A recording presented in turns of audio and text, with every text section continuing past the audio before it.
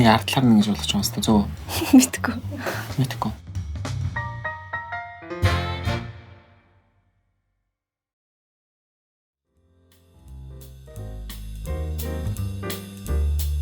Чаас надаас Японы амир их асуудаг гэсэн тийм. Гүм. Гүм. Гайгүй сурчдаг гэсэн шүү дээ. Японд очичаал амир их. Тэгсэн баг. Тийм л байна. Монгол айгүй хичээл зааж яснаас хагаад санаад байна. Шинэ Монгол байхад бол ямар нэгэн байдлаар юм жан бол ерөөсөө байгаагүй. Тэ.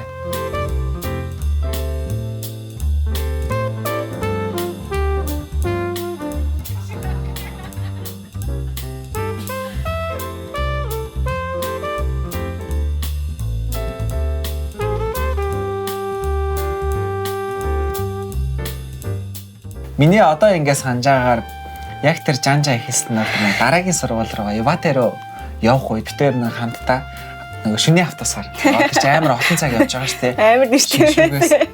Тэр чи яа Шиншүүгээс Токио яваад Токиогоос буцаад Ивате руу явдаг тийм. Тэгээд тэр чин баг 10 хэдэн цаг. 10 хэдэн цаг Шинжэнгөө явдаг автобус. Тэгээд хоёулаа ингээд суугаад явцсан. Тэгээд ихэд нэг тийм жоохон жанжаа авцсан тийм. Яс.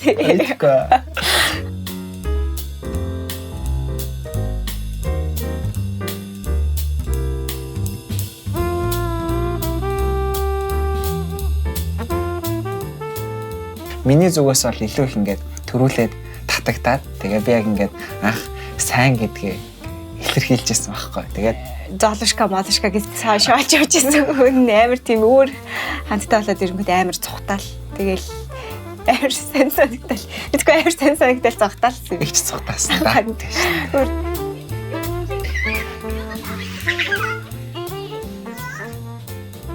Ер нь бол газар хөдлөл дээр амар татналал дараа нь хичээлдээ ороод тэгэл нэг явандаа тасаал. Тэгэл нэг мэдсэн чинь л тэгэл байн хамт ээждэг хүмүүс л тийм.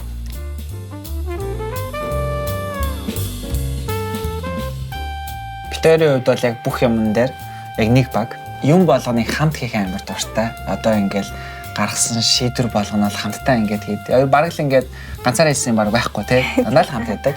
Японоос төгсчөөд Америк явах шийдвэрээ хамт гаргаал те. Бас ямар ч мөнгө байхгүй гэхдээ яв ямар амаа те 10 жилийн виз бест юм шиг гээд очигоотаа тэгэл бүх юмаа зохицуулаад.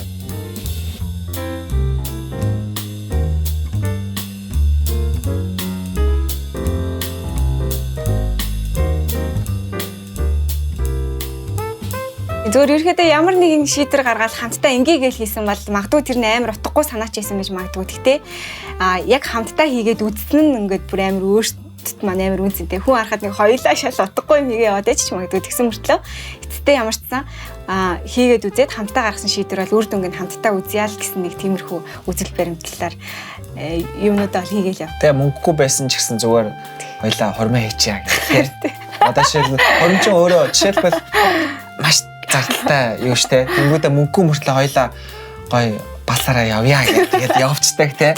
Тэгээ ингээд одоо жишээлбэл тэр хормынхаа өрийг дарж дуусаагүй л байгаа. Яг үнэндээ. Очоо 2 жил гарсан болж яах те. Тэрнээс ирсэн ямар ч. Тэрнээсээ ерөөсөө стресс авахгүй.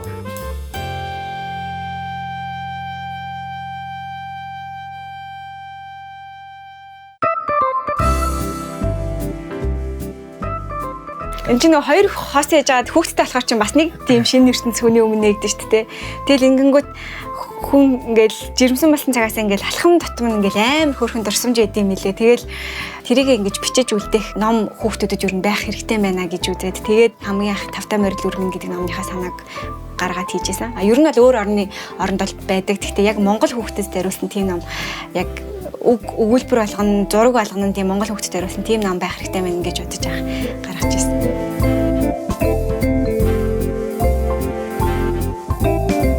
Тэгээд нэг айлд ороход нэг ингээл ном үзүүлсэн чинь тэр нэг битэрийн яг хийсэн ном байх юм бол тэгэл яг тэр мэдрэмжил яг бидний хүсдэг зүйл юм болоо гэж боддог байхгүй. Тэгэхээс битэрийн номоор бол ерөөс ашиг болоо гэж боддгоо.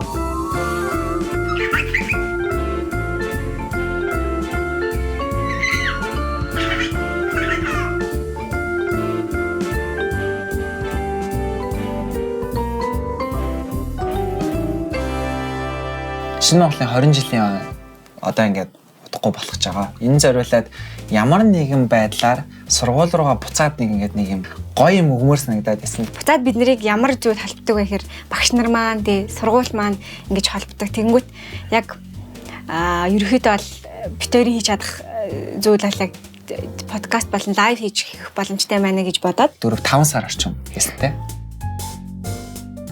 Лайваар болохоор зэрэг багш нарыгаа төгсөгчтэй уулзална гэдэг чинь бид нар хичнээн ингээд нэг үеийн ялгаатай он жилийн ялгаатай ч гэсэн яг ижилхэн багшаар заалгаж ирсэн учраас бүгднгийнх нь яг дурсамжууд нь сэтрээд ингэж гарч ирэх юм байна гэж лайва хийдэг байсан.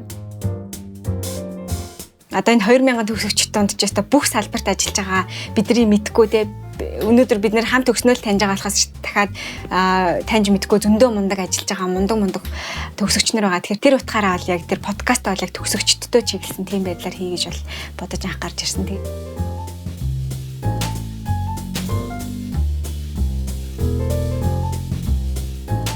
Монголд хахад бүр ингээл яг нэг тийм миний хийж байгаа энэ үйлдэл бусад хүнд яг амар хэрэгтэй байгаа гэдэг мэдрэмжээ ингэж авч байгаа учраас яг тэр кафеэр ингэж итгэж амьдарч чаддаг.